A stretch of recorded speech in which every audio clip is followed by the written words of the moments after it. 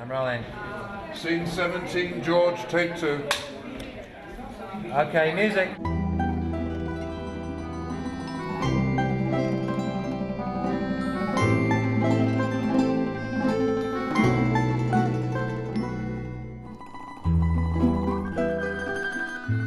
Two Jacks is a film in a series of films that I've been making, which all are modern-day adaptations of Tolstoy short stories, mostly set in and around Los Angeles. Well, look who's here. Jack Hussar. How you doing? I'm good, Lorenzo. How are you? I thought I got rid of you. Two Jacks, the original story, is called Two Hussars, and the original story is about two cavalry officers, one in the 1830s and one in the 1850s. And I made the cavalry officers film directors.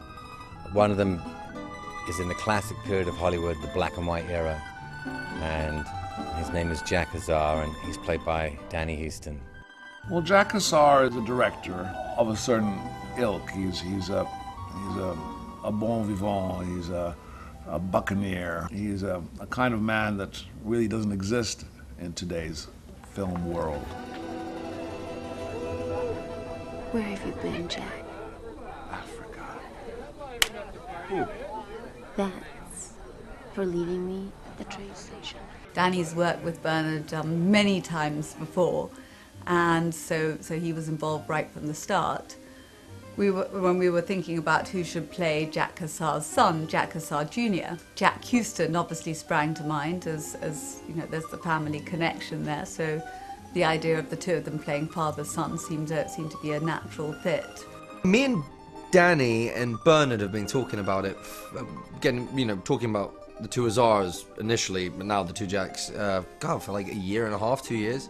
It's been like talking, and Bernard's always like, oh, we're going to do the two Jacks soon, and, the two Hussars, and we're like, okay, cool, well, when it happens, me and Danny have always wanted to do something together. Something we enjoy doing, our love for Tolstoy, first and foremost.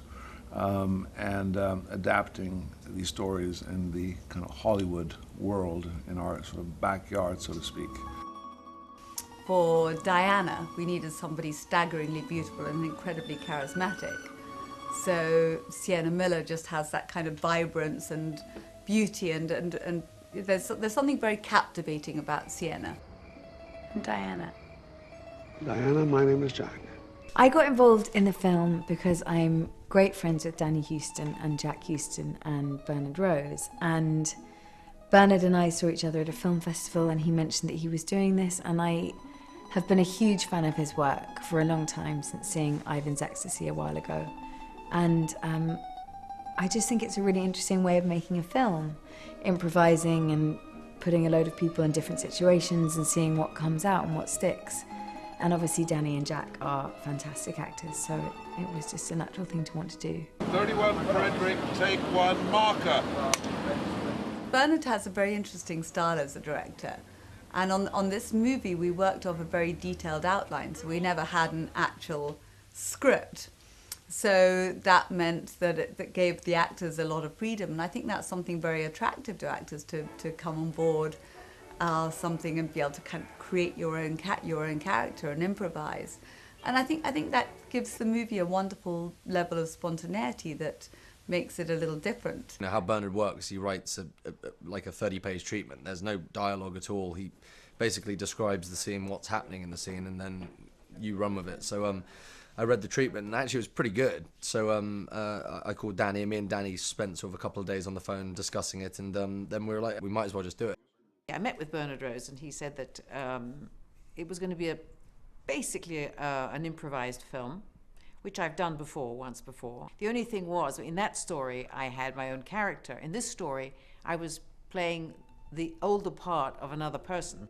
The thing with improv is it's doing that listening as well as responding. So you're listening, and then, but the hard thing is like I was kind of a little bit nervous working with her, and it was kind of like to keep trying to listen and get out of my head and like listen what's she saying, yes, there we go, you know, and kind of like relax with the whole thing. But it ended up being so great. I believe in all of us that we're going to make something fantastic. This is going to be it. This is like the opportunities I've been waiting for. So Jack Hussar arrives in Hollywood, and he's broke, he's down on his luck, he's washed up. Excuse me. This might be an odd question. Are you Jack Hussar? And he gets picked up at the airport by Brad, this very ambitious young producer who is desperate to make it and immediately sees the potential that attaching himself to the wagon of this great but somewhat tarnished filmmaker could be his entree into Hollywood high society. It was just kismet that brought us together, you know, like like fate. And indeed it is, and they end up at this fantastic party, which we shot in a really fantastic house, actually, which the house that used to be owned by Madonna back in the early 90s. And this was actually the very, very first house built under the Hollywood sign. So this is a true Hollywood house in the classic style. You know, I didn't really want to be specific about the period. It's sometime in the past. So Julia Clancy, who did an amazing job with the wardrobe, kind of designed it in a kind of faux, almost 1920s style. I wanted the whole thing to be seamless and beautiful and everyone to be very kind of coordinated and elegant. And I look at glamour and Hollywood as something which is quite timeless. Julia makes these incredible pieces that are glamorous and beaded and very luxurious in their essence. And everyone in the film just looks fantastic. I had a beautiful beaded headpiece. And it really helped contribute to who she was, the character. What are you doing there, Jack? Let's play a hand. Not now, Jack. I'm tired. I got a big day tomorrow. Yeah. You have nothing I want, Jack. My character, Lorenzo de Concini, is a very intimidating guy, very powerful guy. I run the studio. And Danny Huston, who plays Jack Hussar, is a gifted director who doesn't make any money. He's a genius, an auteur, if you will. We have worked together many times. He has cost me millions of dollars. How much did that last film of yours cost me? I don't know. You recut it. You know how you do How it. much did that cost me? It cost me a lot of money. How many times did you recut it? I wasn't happy, Jack. There are elements of my father in Jack Hussar. There are elements of other directors that had that largeness. Danny, of course, in many ways is riffing on and drawing on the legacy of his father, John Huston, who, whilst none of these things were specifically done by John, he was the kind of pirate, independent, visionary filmmaker that essentially we're celebrating in this sequence. She's with me, Jack. Want to fight about it? Let's fight. Stop being a girl.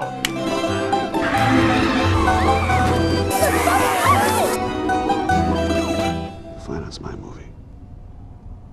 You direct it the way I want you to. The story then jumps forward an unspecified number of years, many years later, and becomes about his son. Jack Hussar, how you doing, kid? It's great to finally meet you. Same here. I knew your father. And in the original story, the son is also a cavalry officer and goes back to the same town that his father went to, and does all the same things that his father did, but with very different results, in that where his father got away with things and was celebrated for his kind of roguishness and his panache and his daring, the son is slapped and punished.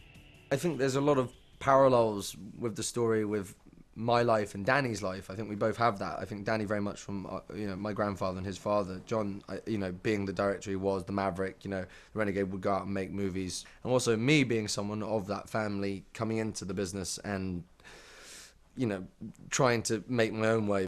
So it's trying to sort of become your own person. I think that's what initially that's what the story's about. This idea of living up to the image of your father, that it's really a tremendous strain on Jack.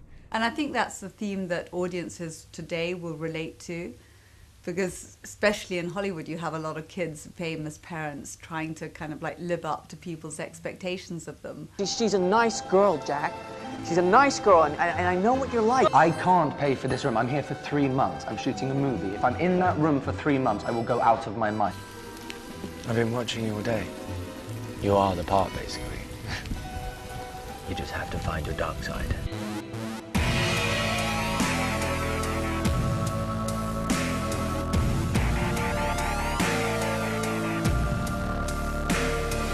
Laura, this is my new director, Jack. Hi, Laura. That was unbelievable. Laura belongs to me.